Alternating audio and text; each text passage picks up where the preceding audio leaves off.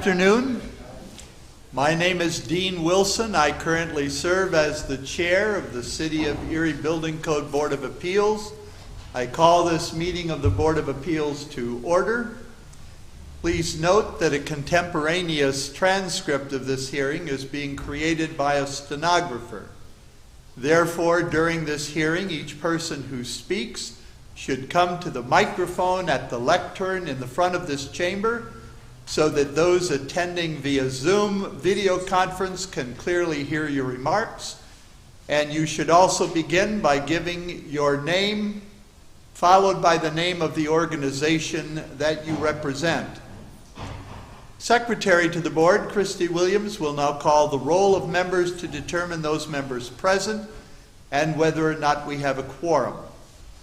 Mr. Wilson? Present. Mr. Steele? Mr. Rose? Here. Mr. Herbstritt? Mr. Armstrong? Mr. Woods? Here. Mr. Naylor? Here. Mr. Herbstritt, are you able to hear us? You're muted.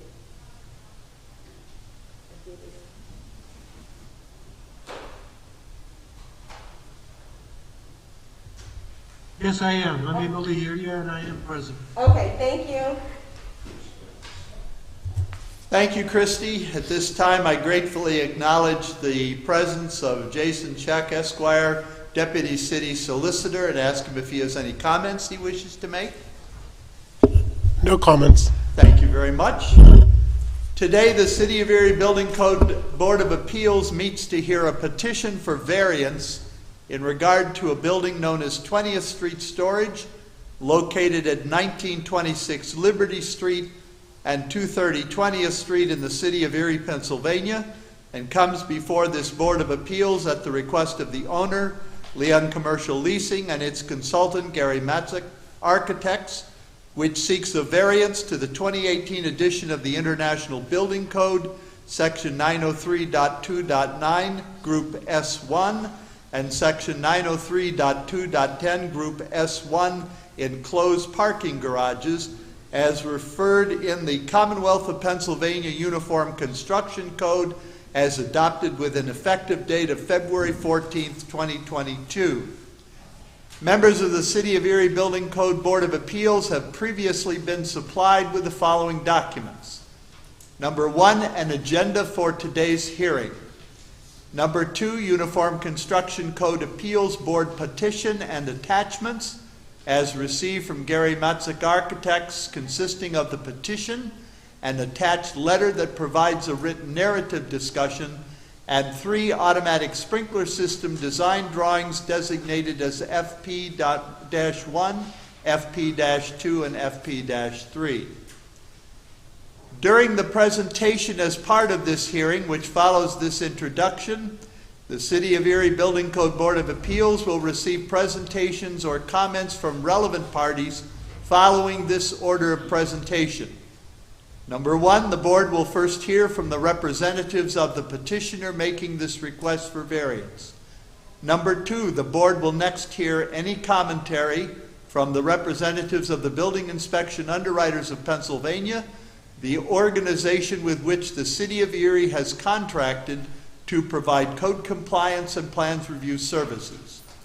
Number 3, the board will next hear any commentary from the representatives of the City of Erie Building Department. Number 4, the board will next hear any commentary from the representatives of the City of Erie Fire Department. Number 5, the board will next hear any commentary from representatives of the general public attending this hearing. Following these presentations or comments, the board will then entertain questions from the members of the City of Erie Building Code Board of Appeals directed to any of those who've given presentations or offered commentary. Following these questions and answers, the chair of the Building Code Board of Appeals will then entertain a motion from a member of the board to either grant or deny the request for variance. Next, the Building Code Board of Appeals will then discuss and deliberate on that motion. Finally, the Building Code Board of Appeals will then vote on the motion and report the results of that vote. It is important to note that in considering a request for variance, The City of Erie Building Code Board of Appeals is constrained by the City of Erie Code of Ordinances, Part 15, Uniform Construction Code, Title III, Administration, Article 1503.62F and 1503.62G, which reads as follows. Subpart F, the Board of Appeals shall only consider the following factors when deciding an appeal under Section 501C2 of the Act. Number one, the true intent of the Act or Uniform Construction Code was incorrectly interpreted. Number two, the provision of the Act do not apply. Number three, an equivalent form of construction is to be used. Subpart G, the Board of Appeals may consider the following factors when ruling upon a request for extension of time or the request for variance. Number one, the reasonableness of the Uniform Construction Code's application in a particular case. Number two, the extent to which the granting of a variance or an extension of time will pose a violation of the Uniform Construction Code or an unsafe condition. Number three, the availability of professional or technical personnel needed to come into compliance. Number four, the availability of materials and equipment needed to come into compliance. Number five, the efforts being made to come into compliance as quickly as possible. Number six, compensatory features that will provide an equivalent degree of protection to the Uniform Construction Code. At this time, the board respectfully invites the representatives of the petitioner to offer a presentation to the board in support of their request for variance.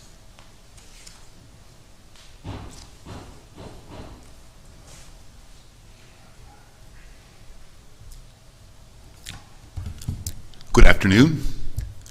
I am Gary Matzak of Gary Matzak Architects, offices on 4509 West Ridge Road here in Erie, Pennsylvania. I'm speaking today on behalf of Leon Real Estate Holdings. Leon and Tim from their company are here with me today.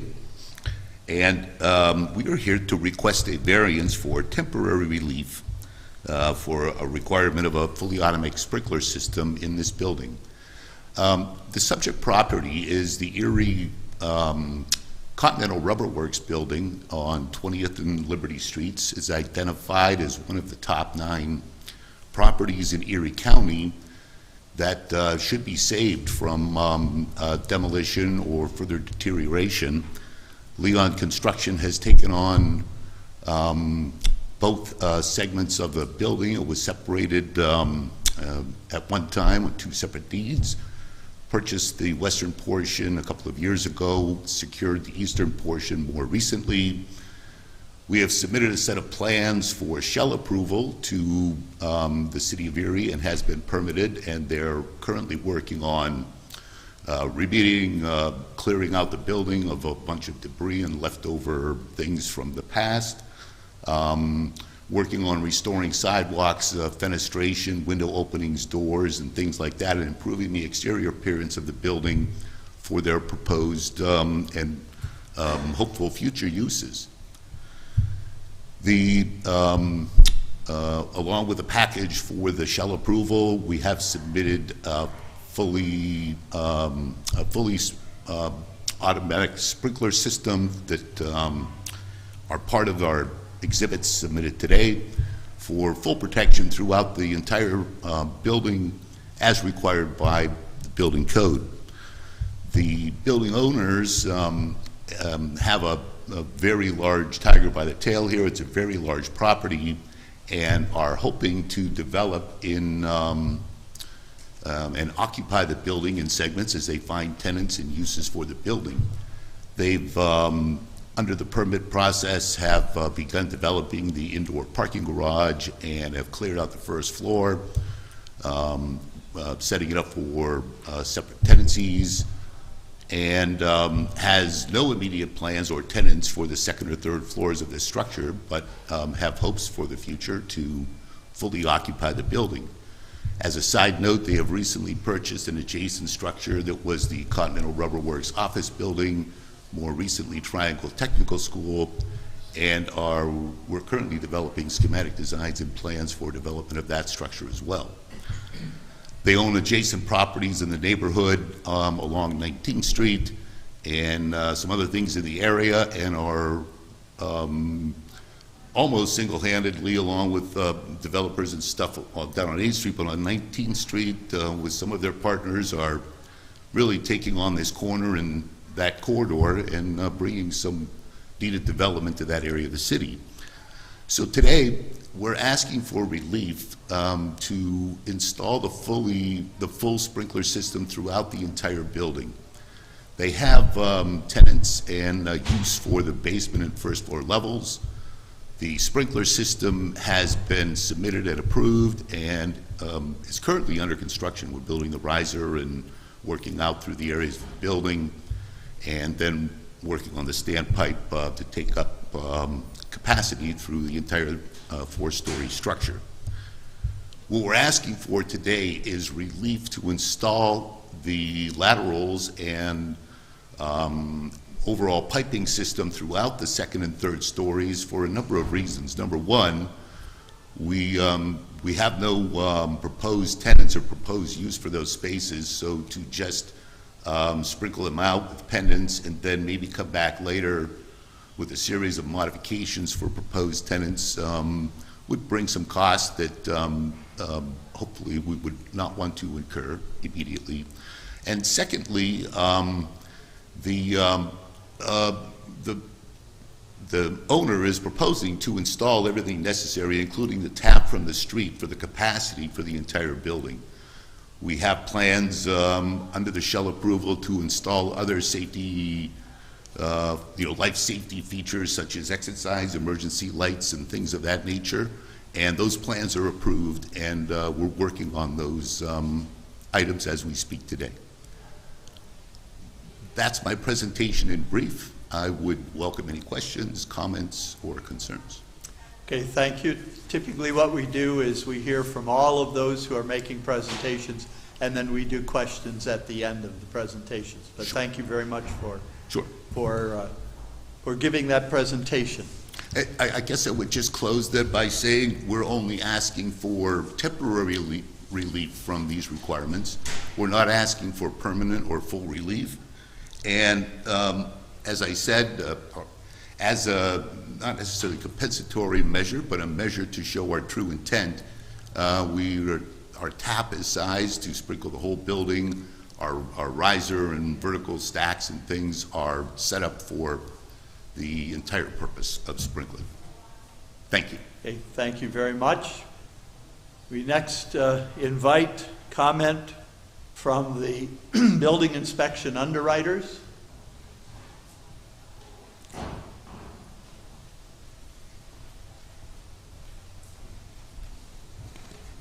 Good afternoon. My name is Bill White. I work for Building Inspection Underwriters. I did the plan review on the project, and I also did the plan review on the sprinkler plan for the project. The building code for sprinklers for that building requires that the entire building be sprinklered. There are 5 subcategories under S1 storage, which is the occupancy classification of this building. They are going to be able to store combustible material in it. Under code section 903.2.9, there are 5 subsections that if any of those are present, the building must be sprinklered in its entirety. It doesn't matter whether the rest of the building has different occupancy classifications or is occupied or not occupied or whatever. The code just requires the entire building be sprinklered. Number 1 on that list is that an S1 occupancy is greater than 12,000 square feet. The building on the first floor, the basement, well actually all floors are about 26 or 27,000 square feet. So they easily would meet the criteria for sprinklering the entire building, just on that account. Number 3 on that list says that if there's an aggregate area of more than 24,000 square feet, that they would have to sprinkler the entire building. Again, that triggers sprinklers in this building, as we have about 26 or 7,000 square feet on each floor. Number 5 of that category says that any storage area that can contain upholstered furniture or mattresses that is 2,500 square feet or more, the entire building must be sprinklered. And because this is a self-storage structure, they could easily have mattresses or furniture. The code not only looks at the safety of the people and the occupants that are in the building, but the code also looks at first responders. If there is a fire in the building, fire goes upward, smoke goes upward, we would have no sprinkler protection in the second or third floor. The second or third floor being unoccupied still has lighting, still has electrical wiring.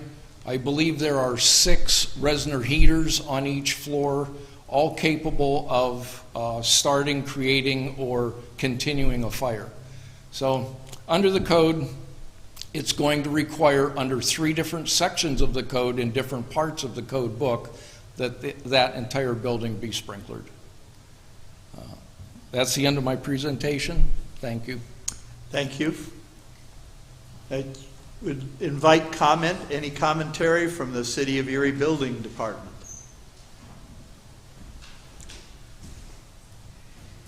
At this point, we have no comment. We will rely on Mr. White's statement. Thank you very much.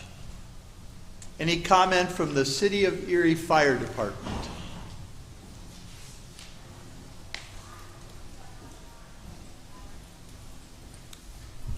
The fire department agrees with the statement of Mr. White, and we would ask that they follow the code to what it says. Okay, just for the record, could you state your name? Sure, Donald Sauer, And you are the, Chief Fire Inspector. thank you very much. Thank you, sir. Thanks, Chief. Yep. Anyone here from the general public that wishes to make a comment? I don't see anybody. So at this point, I will ask if any member of the Board of Appeals has any questions.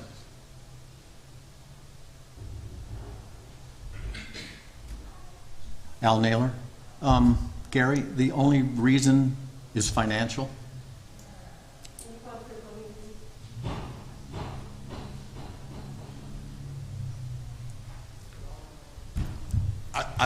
My comment would be on behalf of Leon and his team. It's financial in nature for the moment. I mean, they're fully committed to doing it, but it's dollars and cents today. All right, thank you. Any other comments from members of the board?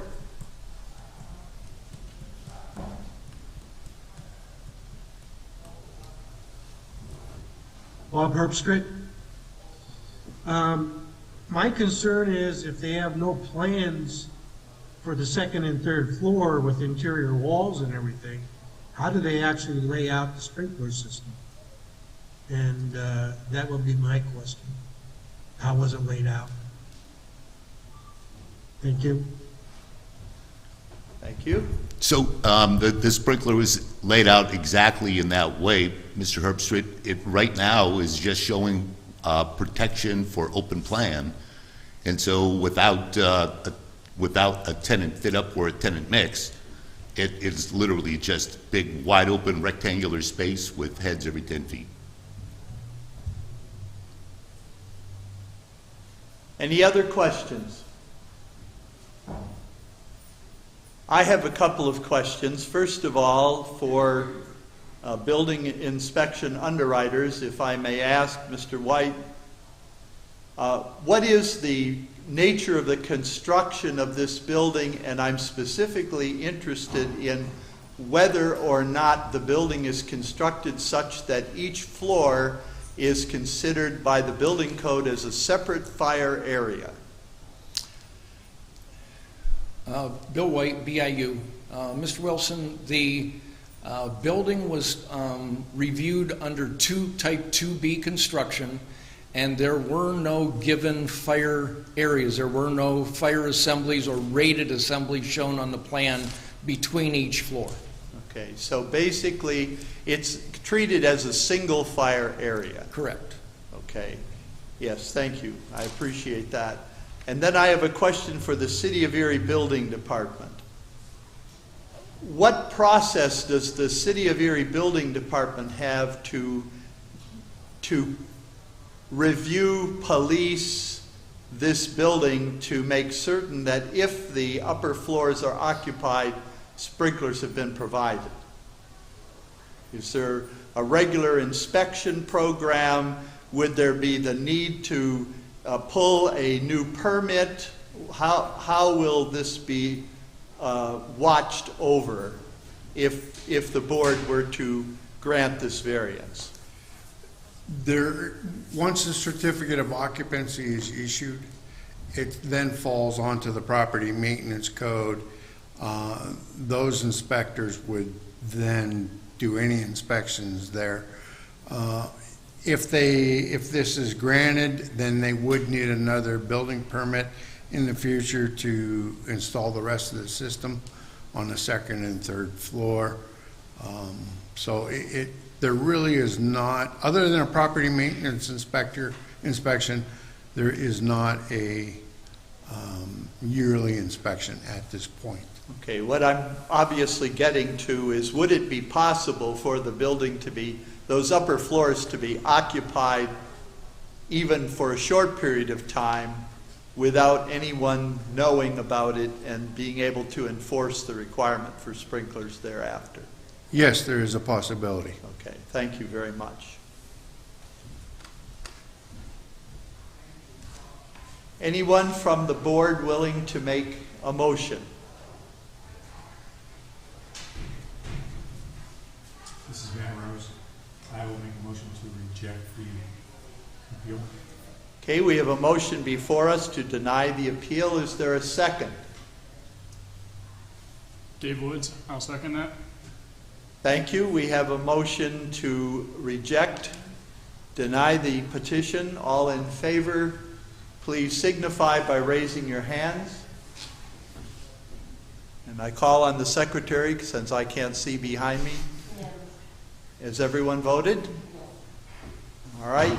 Then the chair rules that the petition is denied. And thank you all very much for being here, and the meeting is adjourned.